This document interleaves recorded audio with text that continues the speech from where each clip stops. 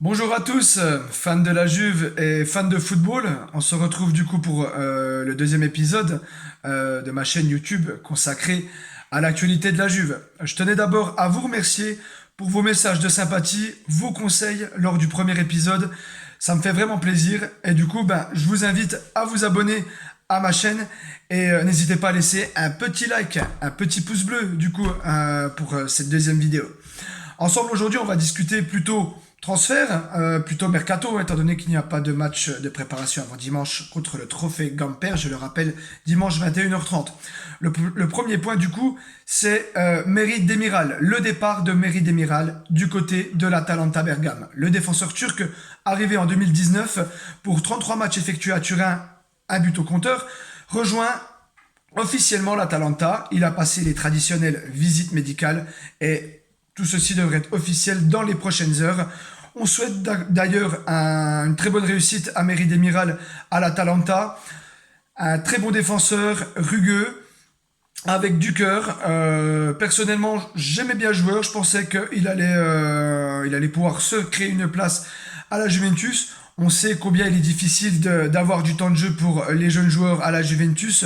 En tout cas, je ne me fais aucun souci pour la carrière de Merih Demiral qui s'annonce vraiment très prometteuse. Voilà. On va aborder un deuxième point, celui de Miralem Pjanic. La rumeur Miralem Pjanic, qui à la base n'était qu'une rumeur, se concrétise vraiment jour après jour.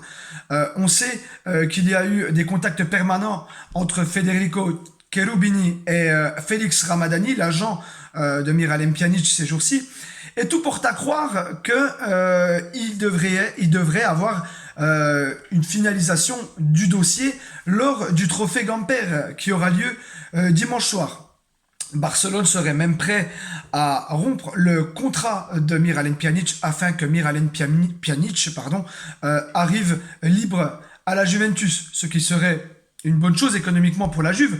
Après, j'étais sceptique de l'épisode précédent en disant que pour moi, c'était pas un bon choix de la part de la Juve de recruter à nouveau Miralem Pjanic. C'est vrai que lors de sa dernière saison, sous la houlette de Mauricio Sarri, je trouvais que Miralem Pjanic avait perdu un peu de sa un peu de sa verticalité qu'il avait dans ce jeu. C'est pas ce qu'il avait, qu'il pouvait faire, qui traversait les lignes. Tout ça, j'avais l'impression qu'il avait perdu lors de la dernière saison. Il y avait énormément d'horizontalité dans son jeu, d'excès de passes en retrait, et je trouvais que Miralem Pjanic ralentissait énormément le jeu.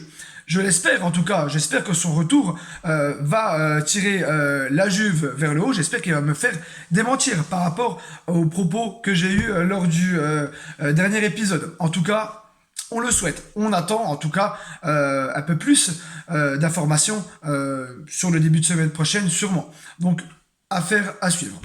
Il y a encore et toujours le dossier Locatelli qui prend du temps, qui prend énormément de temps maintenant.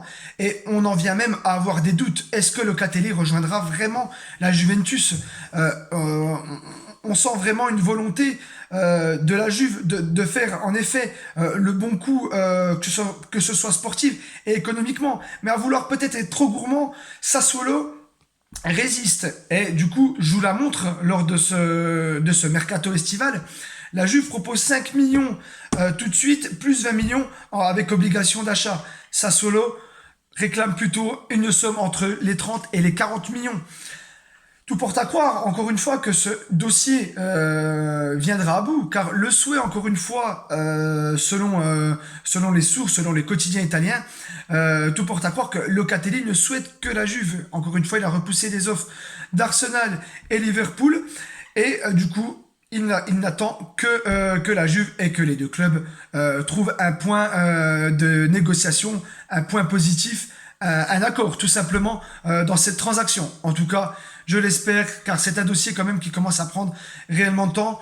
On a appris il y a 2 jours la blessure d'Adrien Rabiot qui est à risque pour le début de saison de la Juventus. On rappelle le début de saison le 22 août à Udinese. Il manquera déjà ce premier match-là, ce qui du coup pose déjà un petit peu de problème quand on sait les lacunes qu'a eu la Juventus la dernière saison dans ce secteur de jeu. On espère, on est attentif et on croise les doigts du coup pour une arrivée assez rapide de Manuel Locatelli. Voilà, un des héros du coup de l'Euro 2020. Il y a aussi du coup des rumeurs à côté de ça qui s'installent, c'est-à-dire si la transaction entre la Juve et Sassuolo viendrait à ne pas se faire pour Locatelli, il y a des premières rumeurs qui commencent à fuiter, c'est-à-dire éventuellement une arrivée, un intérêt de la Juve pour Bakayoko de Naples ou éventuellement Renato Sanchez. À prendre encore une fois avec des pincettes. Voilà. Il est temps pour moi du coup de déjà vous quitter. Je tenais encore une fois à vous remercier pour vos conseils, pour vos messages de sympathie. Encore une fois, merci à tout le monde. Je tenais à vous dire du coup que pour l'instant, c'est des vidéos que je fais avec un appareil, avec un téléphone portable, seulement avec une caméra de téléphone portable. Pour moi, l'objectif par la suite sera éventuellement d'intégrer des images, des vidéos et de faire quelque chose de vraiment plus structuré en fait, hein, pour mon plaisir et bien sûr pour le plaisir de tout le monde. Donc en attendant, je tenais encore à vous remercier par rapport à tout ça. N'oubliez pas donc dimanche 21 h le trophée Gamper Barcelone Juventus. On aura l'occasion d'y revenir lors du débrief sur le début de semaine quand du coup quand j'aurai le temps de faire la vidéo, je vous promets de faire ça assez rapidement avec du coup le plaisir de vous retrouver rapidement également. Voilà, je voulais juste qu'on se quitte sur une question, donc n'hésitez pas à répondre dans les commentaires. Je voulais savoir pour vous, quand du coup je vous dis la Juve, quel souvenir, quel match vous vient à l'esprit. Si vous avez une anecdote, un but, un match en question, voilà, n'hésitez pas à partager ceci dans les commentaires et ce sera avec plaisir que je lirai vos réponses et que j'y répondrai. Voilà. Je vous remercie du coup pour votre attention et je vous dis à très bientôt. Voilà, fino alla fine, forza Juve.